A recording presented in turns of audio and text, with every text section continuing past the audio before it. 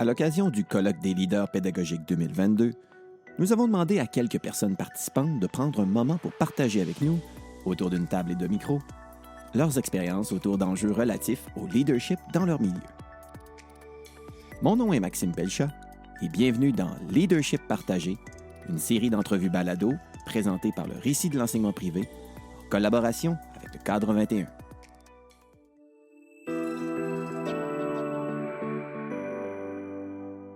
Caroline, Christian, Salut. c'est vraiment un bonheur pour moi de prendre du temps avec vous autres, du temps de qualité dans notre bulle en ce moment pour discuter de leadership. Et je pense que force est de constater que dans les dernières années, le milieu d'éducation a été chamboulé un peu et que émergent, dans le fond, des nouveaux besoins, des nouvelles réalités, puis qu'on redéfinit un peu le leadership dans le milieu scolaire. Dans votre posture à la direction pédagogique de la Fédération des établissements d'enseignement privé. Comment vous voyez ça, là, ce qui se présente en ce moment devant nous, côté du leadership? Bien, je pense qu'il y avait un avant et il y aura vraiment officiellement, puis on est au début de ça, pandémie. C'est sûr que c'est complètement transformé, c'est en pleine ébullition. Puis nous, dans ce qu'on fait avec, évidemment, les accompagnements, tout le soutien, on souhaite que les milieux puissent vraiment poursuivre sur cette lancée-là dans les constats qui ont été naturellement, dans le fond, faits durant, évidemment, les 2-3 dernières années. Et on essaie de propulser là, ce vent-là de changement. Et évidemment, ça portera plus maintenant seulement que sur la direction, mais évidemment tous les acteurs, dont certains plus particulièrement là, au niveau du leadership. Tu sais, avant la pandémie, il y a eu toutes sortes de situations qui ont amené des zones d'inconfort. Je pense que l'éducation, puis c'est pas péjoratif ce que je dis, avoir des zones d'inconfort, donc c'est de se redéfinir puis d'aller faire autrement, de revoir sa posture, repenser à ses élèves, comment les élèves évoluent, comment la classe évolue. La pandémie est venue créer une multitude de nouvelles zones d'inconfort, mais tous regroupés dans un espace-temps beaucoup plus court. Et le fait qu'on a beaucoup de zones d'inconfort pédagogiques qu'on a dû affronter, c'est qu'on a besoin d'aide pour les affronter. Et là, comme le dit Caroline, c'est plus la direction à elle seule qui est la porteuse de la vision pédagogique, c'est elle qui l'endosse, c'est elle qui la rend visible. Mais je pense qu'il y a toutes sortes de joueurs dans une école qui peuvent être porteurs de cette vision pédagogique-là. Aider des collègues, modéliser, aider, inviter, ouvrir les portes, sécuriser, rassurer. Parce que la pandémie, elle a amené ça. Ce que j'aime appeler les zones d'inconfort favorables, parce que là, en termes de numérique, en termes de rétroaction, en termes d'évaluation, en termes justement de rendre disponible, comment on rend disponible la connaissance, le type de questions qu'on se fait poser. Donc là, on a besoin d'être plusieurs dans une école pour aller de l'avant avec ces grands chantiers-là. Puis Caroline, dans un contexte des écoles primaires, ou est-ce que, justement, là, de se dire que, mon Dieu, mais les enseignants qui sont sur le terrain, ils sont en classe quasiment à journée longue avec les élèves. Comment on peut faire en sorte de mettre en place un leadership partagé dans un contexte comme ça? Mais c'est un grand défi au niveau de la gestion du temps. Mais évidemment, au départ, du moment qu'on a ciblé là, quelques personnes là, qui semblent avoir là, de la graine de leader, puis souvent, ces personnes-là sont déjà en capacité d'influence dans nos milieux. Il faut se donner une structure d'organisation. Donc, pour se rencontrer, pour prendre le temps, justement, de partager ensemble.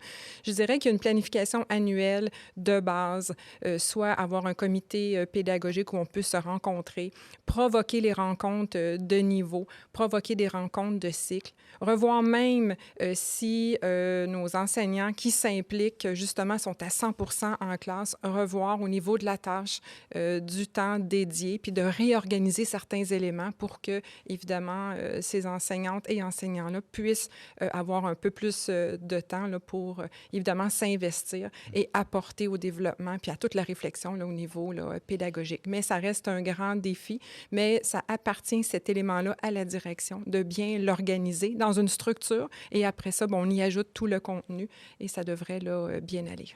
Donc, c'est une tendance lourde, là, la reconnaissance de cette espèce, j'appellerais ça de l'espace-temps pour assumer un leadership Souvent, ça commence par des petites minutes ici et là, puis à un moment donné, il y a des décisions à prendre pour peut-être l'an 2 de dégager nos stars que j'appelle nos personnes clés hyper importantes qui peuvent faire une différence. Et là, évidemment, on réorganise au-delà de la tâche comme telle, de la personne.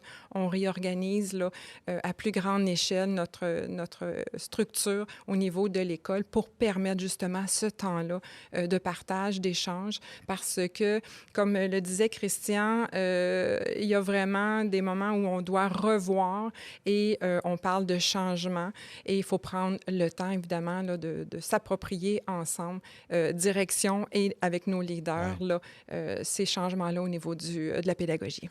Et Christian, moi-même qui ai été comme enseignant au secondaire pendant 15 ans, des fois au secondaire, on a l'impression qu'il y a beaucoup de silos qu'il peut y avoir dans une école. Ces silos-là ont été ébranlés justement dans les dernières années. Il y a de la place, il y a une occasion à prendre dans le fond là, pour instaurer comme des nouvelles occasions de faire émerger du leadership là, dans les écoles secondaires. Il y a une place à prendre. C'est drôle, hein? On accorde facilement du temps à ce qui va pas bien dans une école. Il faut accorder du temps pour régler les choses, régler les conflits, éteindre les feux. On passe beaucoup de temps à régler ce qui va pas. Le leadership partagé, qu'est-ce que ça demande? C'est accorder un temps équivalent à ce qui va bien. Donc, il y a déjà des enseignants dans une école qui souhaitent échanger ou plusieurs collègues qui souhaitent échanger ensemble et mettre, par exemple, de l'avant des projets transdisciplinaires qui veulent apprendre des autres. L'enseignant de mathématiques qui veut apprendre l'enseignant d'éducation physique à la santé, que lui enseigne par atelier dans un espace cacophonique, dans des grands espaces qui doivent fonctionner, justement par groupe d'élèves, circuler, écouter, observer, puis comment transposer cette pratique pédagogique-là à l'intérieur de la classe de maths. Donc, est-ce que l'école a les plateformes, les moments nécessaires pour permettre ces rencontres-là et encourager les enseignants qui veulent se parler puis échanger sur leur pratique? Parce qu'on est tous enseignants, mais, veut pas, la discipline fait en sorte qu'on a des caractéristiques qui nous sont propres et on vient surspécialiser dans certaines pratiques pédagogiques. Et ça, ces échanges-là, on a tout à gagner. Moi, je suis un enseignant de mathématiques et j'allais enseigner, je faisais des échanges avec l'enseignante d'art pour aller enseigner les mathématiques dans un local d'art, pour travailler par atelier, puis travailler en créativité, puis faire des constructions, puis utiliser le matériel d'art. Donc, ces échanges-là, il faut qu'on ait les antennes allumées comme direction. Il faut écouter nos leaders qui nous disent « Je pense qu'il y a une belle opportunité », puis se dire « Si ça allait mal, est-ce que j'y accorderai du temps? » La question, c'est oui. Mais là, ça va bien, donc prenons le même temps pour donner l'occasion d'aller de l'avant. Et je dirais qu'au-delà des enseignants, on a aussi des personnes clés dans l'école, parce que comme leader pédagogique, oui, les profs, mais on peut aussi retrouver une orthopédagogue, un technopédagogue, une enseignante ressource. Il y a des gens qui sont vraiment libérés ou qui ont beaucoup de temps, mais il faut aussi, comme direction d'école, être en mesure de bien scanner, dans le fond, nos personnes clés. Je les appelle nos stars, là, je trouve, qui font une différence là, dans le milieu. Et à ce moment-là, aller les chercher. Et des fois, bien, les spécialistes, au niveau du primaire, on a des profs spécialistes. C'est peut-être un petit peu plus facile de manier au niveau de l'horaire. Et puis, nos professionnels ou personnels de soutien aussi qui peuvent contribuer. Habituellement, bon, on a certaines orthopédagogues qui vont venir contribuer puis qui vont faire une différence dans le discours. Parce que, évidemment, si on veut apporter un changement, une influence entre, évidemment, tous les acteurs. Il faut s'assurer de savoir qui fait quoi et qu'est-ce qui appartient à qui. Parce que je pense qu'il y a des conditions gagnantes, que certains éléments, je dis là aux directions, ça doit sortir de votre bouche, et d'autres éléments qui doivent sortir, évidemment, de la bouche de nos leaders. Et c'est ensemble que ça va faire vraiment une différence dans le changement. Oui, très intéressant. Là. C'est cette complémentarité qu'on veut faire, dans le fond, le fleurir le plus possible. Oui. Puis, tu sais, on parle beaucoup comme à l'intérieur même de la vie d'une école, mais est-ce qu'on peut se dire qu'on peut même ouvrir ça plus large que ça? Puis peut-être dans une organisation comme la Fédération, le fait de stimuler des échanges qui vont au-delà, dans le fond, des simples murs de l'école, puis d'éclater ça dans le réseau complet? Il y a des solutions qui viennent de l'intérieur de l'école parce que une école, c'est une culture, c'est une histoire, c'est un milieu qui a développé ses habitudes. Mais penser que la meilleure solution se trouve nécessairement à l'intérieur de l'école, ça, à mon sens, c'est tirer à côté. Donc, il faut s'intéresser aux autres milieux, des milieux qui nous ressemblent, donc qui sont des fois de grosseur similaire sur le même territoire, dans le même patelin. Mais il faut s'intéresser aussi à des écoles qui ont un modèle de gestion différent, qui ont eu d'autres idées et d'aller voir qu'est-ce qui est inspirant, qu'est-ce qui est transposable, qu'est-ce qui est transférable à mon école. Puis un des rôles de la fédération, de moi et Caroline, c'est de créer ces occasions de réseautage-là. Mais là, il appartient après ça à l'école de saisir l'occasion de venir rencontrer des autres. Puis maintenant, on dit on parle beaucoup de pédagogie, on dit que le numérique est en trame de fond, est en filigrane. Les outils numériques sont tellement formidables maintenant pour se réseauter, partager, échanger en synchrone, en asynchrone, avoir des groupes en info nuagique pour aller échanger, clavarder, avoir des rencontres en présence. Nous, la Fédération, le rôle, c'est de multiplier les occasions d'échange et de rendre disponibles les ressources pour dire, OK, ils ont réussi à faire ça dans cette école-là. Dis-moi, je pense que je suis capable de faire pareil ou peut-être mieux. Donc, d'aller chercher des solutions à l'extérieur de la boîte, à l'extérieur des murs de l'école. Puis, il y a peut-être une occasion intéressante de s'inspirer de façon interordre là, à ce moment-là. Donc, le primaire qui peut inspirer le secondaire qui peut inspirer le primaire aussi, là, je présume. Ah oui, tout à fait. Puis c'est le but qu'on a, là, Christian et moi, là, de provoquer ces moments-là de rencontre et de s'assurer là, que de plus en plus, avec autant les enseignants que le reste, là, les directions et tout, notre discours il est vraiment en commun pour que ça fasse du sens et puis que le message soit porteur et fasse du sens et qu'après ça, ça puisse émerger là, au niveau de l'école. Et de plus en plus, on se retrouve dans des moments de rencontre primaire et secondaire parce que je pense que d'un côté comme de l'autre, là, on doit pouvoir là, s'inspirer de certaines pratiques là, de part et d'autre. Et on parle de leadership partagé. Là. Les élèves ont une forme de leadership pédagogique non négligeable. Oui. On leur confie des tâches, des responsabilités, l'organisation d'événements d'envergure vers la fin du primaire. Ils arrivent en secondaire 1, on a de la misère à leur faire confiance entre choisir ton crayon bleu ou ton crayon noir. Donc, il faut donner des consignes aussi spécifiques que ça. On oublie d'où ils viennent, tout ce qu'ils ont réussi à accomplir. Et moi, je pense qu'il faut oser, dans la transition primaire-secondaire, continuer à considérer les élèves, leur demander leur avis, leur opinion. Ils sont les futurs leaders. Mais ils ont déjà un avis, ils ont déjà une opinion sur plein de choses. Il faut prendre la peine de les rassembler, puis leur donner du temps, puis les écouter pour de vrai, là. Puis mettre en place après ça des choses. Donc, la transition primaire-secondaire aussi, pour le secondaire, c'est de se rendre compte tout ce que les élèves peuvent accomplir après quand même un parcours de 7 ans. Si on inclut près de ça, maintenant, ça va être même 8 ans en incluant le préscolaire avec la maternelle 4 ans. Et dire, maintenant, on va capitaliser là-dessus, puis comment on peut donner suite au secondaire sans se donner comme mission de tout recommencer, parce qu'au primaire, il y a un travail formidable qui se fait. Oui. Ouais, c'est inspirant, ça aussi, là, de mettre les élèves dans l'écosystème, dans le fond, de ce leadership partagé-là. Là. Je trouve qu'il y a vraiment quelque chose d'intéressant, parce qu'effectivement, au primaire, il y a des éléments fantastiques qui sont faits par des jeunes, puis on se dit comme, mon Dieu, ils sont capables de grande créativité, de grande responsabilité et d'autonomie, puis qu'on peut mettre ça en valeur, puis de l'intégrer dans ce leadership partagé-là aussi. Tout à fait. Est-ce que le fait d'avoir passé un peu, puis et c'est peut-être une conséquence, dans le fond, là, de nos 2 ans pandémiques un peu, là, de sentir qu'on avait mis beaucoup d'accent, peut-être pré-pandémie, sur l'intégration du numérique, puis de le voir tranquillement, pas vite, en filigrane.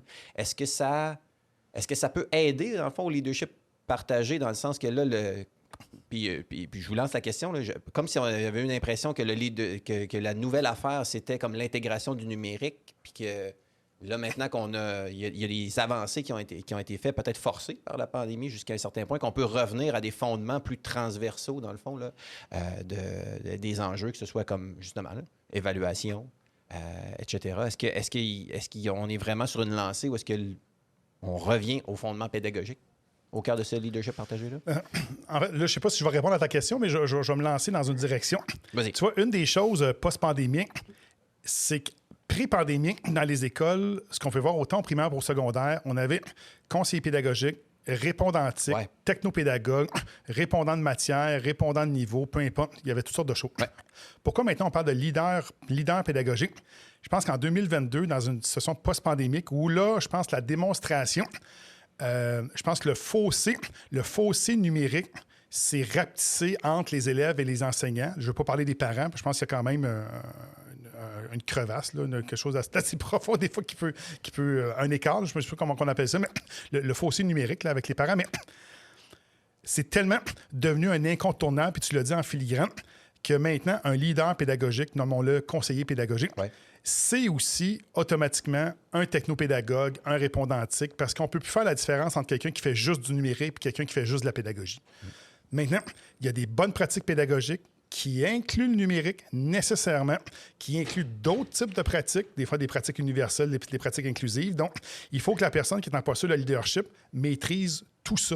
Et non pas, on parlait de silo, qui se mettent pas dans un silo qui est strictement numérique. Ouais. Fait que c'est un modèle qui existe encore au Québec, entre autres là, avec les CP, les récits. Il y en a donc il y a des silos qui sont plus campés, puis j'enlève rien à ça. Mais en 2022, à un moment donné, être leader pédagogique, c'est à la fois être à l'affût des dernières tendances pédagogiques et numériques. Et d'en faire un tout, puis d'être capable de tisser les liens qui existent entre les deux, pour que ça soit plus cohérent, plus fluide. Ah, tu as bien compris le sens de ma question. Mais en complément, je dirais que ça nous fait revenir aux essentiels et d'avoir à aborder les essentiels. On s'est rendu compte qu'on ne pouvait pas le faire seul, que ce soit l'enseignant seul, que ce soit la direction. Donc, ce re-questionnement-là, je dirais, quand même assez profond avec, le numérique en filigrane, ça a amené à dire, OK, on va finalement peut-être aborder autrement ces grands enjeux-là. On a envie d'en parler, d'en reparler, mais on va aller à un autre niveau. Et le fait qu'on a en éducation, c'est-à-dire on a ouvert entre les écoles, on s'est mis à se questionner, puis on a dû se mobiliser pour passer à travers les 2-3 dernières années. Donc, le ensemble est devenu plus significatif. Et pour assurer un changement en profondeur, on s'est dit, OK, on va mettre tout le monde la main à la pâte. Dans ce groupe-là, il y a des gens qui ressortent. Donc, allons les chercher. Donc, la direction avec ses leaders pour vraiment que si on en parle maintenant, d'un changement plus profond.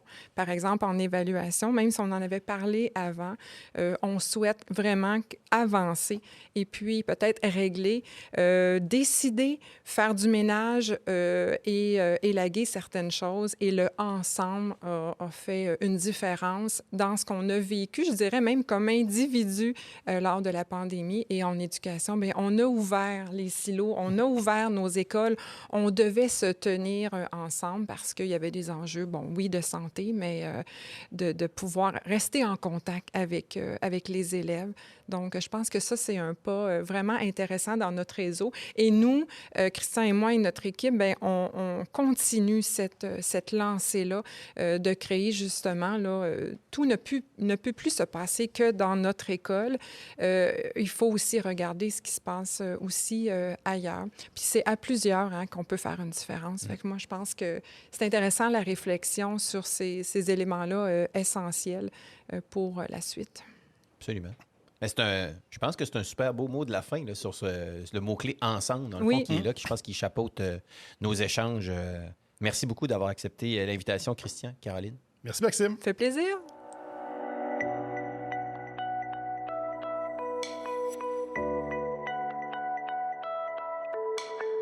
Leadership partagé est une série balado présentée par le Récit de l'enseignement privé, collaboration avec le Cadre 21.